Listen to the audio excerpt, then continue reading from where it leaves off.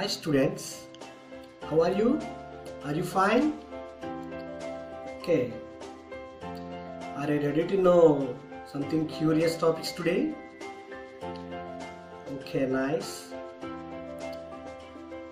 Today we're going to learn about an interesting topic in our chemistry. All of us know our mom definitely used soap while washing clothes. If she didn't use the soap for washing clothes, what happened? I can guess your answer. That is, dirt cannot remove from the cloth. So what is the reason? All of us knew only one thing, that is, if we use the soap, the cloth will be cleaned very much. So before going into the topic, we should have a brief knowledge about the history of the soap. Soap was first prepared by Babylonians almost 5,000 years ago. Babylonians has prepared the soap simply by the plant leaf extracts and ash. By mixing them in a fixed proportion, they are able to prepare a compound just like soap. Even today also, we are following the ancestors' knowledge while preparation of soap. Are you okay? So the soap was invented at about 5,000 years ago by Babylonians. Do you remember this one? Just observe the screen. The first two are very familiar soap models. I think you are also aware of it. But the third one, this is a liquid soap. Today most of the rich people particularly, I can say, they are using liquid soap rather than a soap cake. So now let us have an idea about the chemical which is present in the soap. Soap is nothing but the sodium or potassium salt of fatty acid. It is very important. One more question, my dear children. Soap is nothing but sodium or potassium salt of fatty acid. I can give one small example for the soap, that is sodium stearate, C17H35COONa. So some people may ask you, soap is a dash, either acid or base or salt. What's your answer?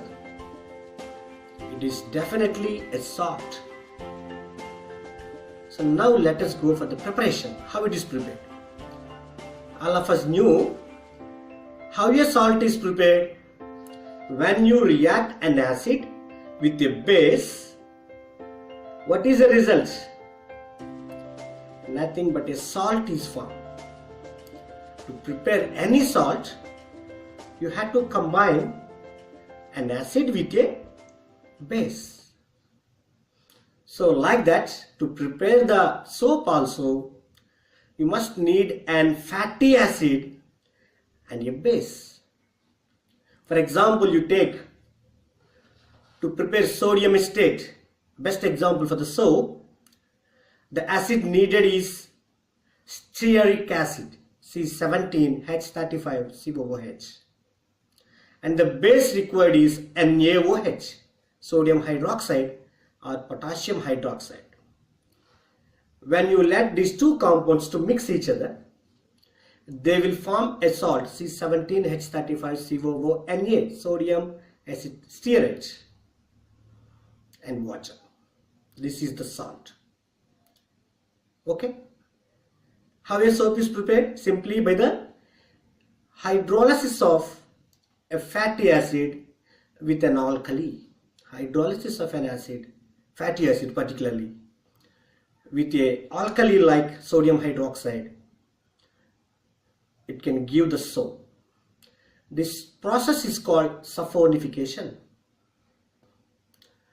Let us go for the cleaning action. How it cleans the cloth. Are you okay?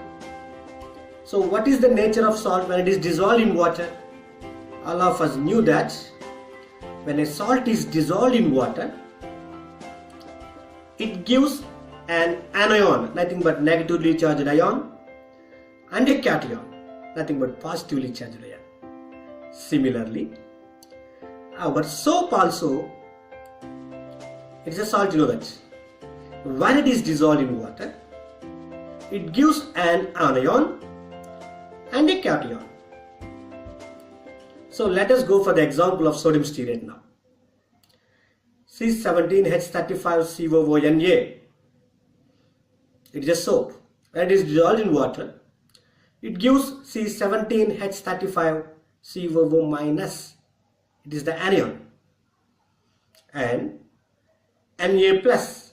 It is the cation.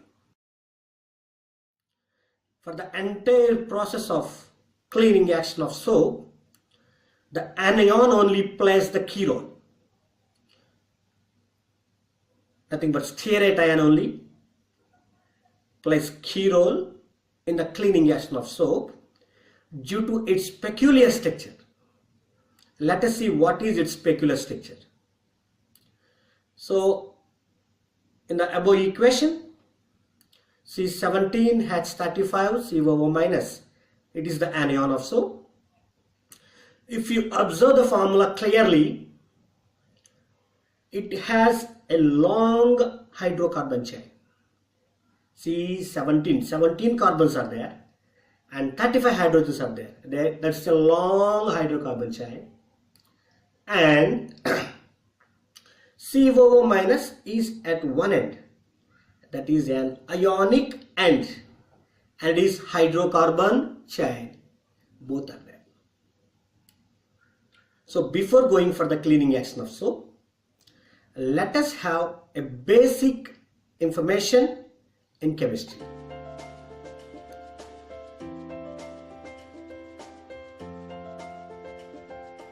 A basic information in chemistry.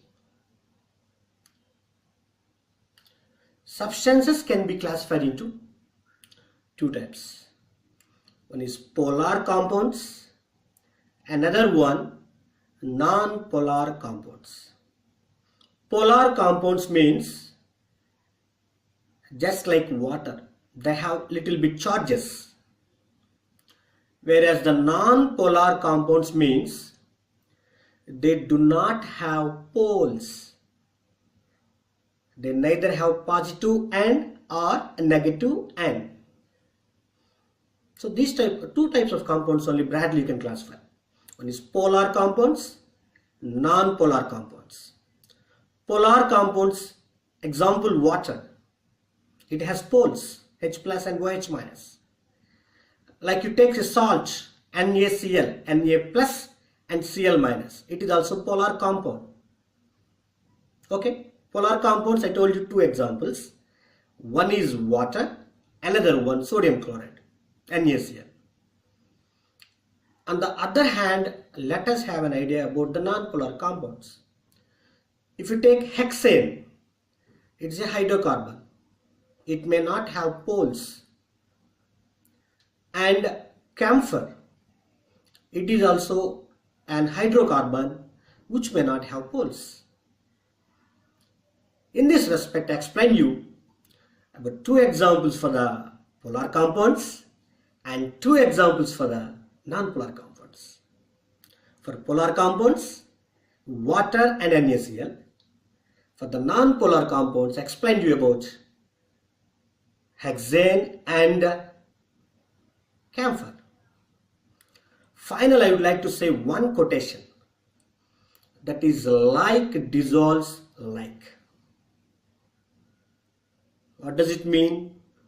For example, if a clever student newly joined in your class, in our class particularly, the first line students are very curious about the classroom and they will show too much interest towards the lesson. One generalization I made, that is, the people who sit at the last line, they do not show too much interest towards the lesson. Okay. For example, a clever student newly joined in the classroom, then to whom he will do his friendship. One can definitely justify that, generalize that. If a clever student joins, definitely he will establish his friendship with the first line students, nothing but clevers. And the person, the new person is not able to show the interest towards the class. He just want to enjoy the classroom. Then definitely he will mingle with the last line students. That means what I want to say is that like dissolves like. Similarly, in the compounds also, polar compounds, they dissolve in polar compounds. Polar solvents are polar compounds. Similarly, non-polar compounds, they dissolve in non-polar compounds. Are you okay? That can be explained in our example also. Here I have taken water and another solvent is hexane. Here I explain you about if you take sodium chloride salt, it will dissolve in water but not in hexane.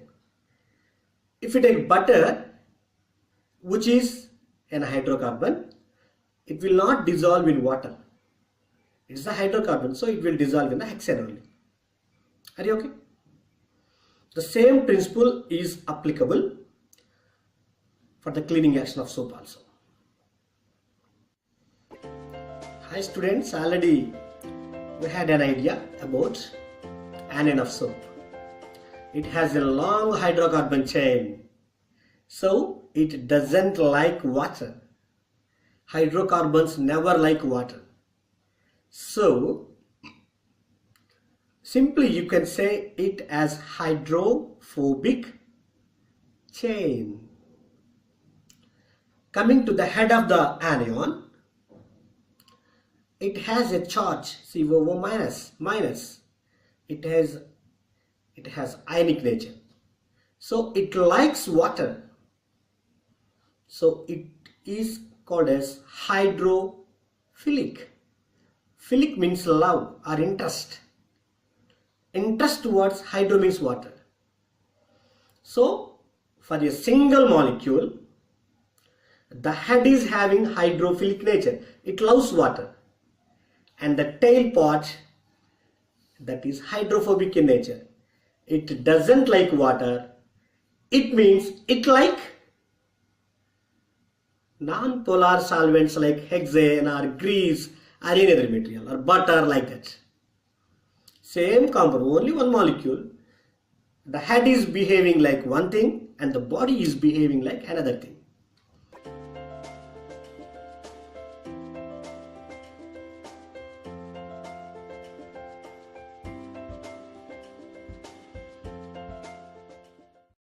And which dirt is there? Nothing but grease. Grease or dirt, anything, they are hydrocarbons. So when you dip the dirty cloth in the vessel which is having soap water, the anions of soap, so many anions will be formed. All the anions will have tails and heads. So all the tails, they don't like water, but they like hydrocarbon. What is hydrocarbon in the beaker now? In the vessel now? Only the dirt or grease on the cloth. So they turn it towards the cloth and they will attach to the grease or the dirt on the cloth. So that a joint molecule is formed due to association of these small molecules. So this giant molecule has a special name. that is Micelle. Let's watch Micelle. Now let us discuss about the definition of Micelle. The aggregate molecule formed due to the association of several small molecules, each has hydrophobic end and a hydrophilic end. So like that, so the aggregated molecule formed is called as micelle. Are you okay? For the micelle, the outer surface will have ionic nature, nothing but hydrophilic nature. So before going for the formation of micelle, explaining about the cleaning process, let us see one small interesting video. Just observe the above. Here the small anions of soap molecules. They are all coming towards the fat and their tails are dipping now into the fat or nothing but the grease, and they form a micelle. The outer blue surface, they are nothing but the heads of all anions. They have hydrophilic nature, so they love water.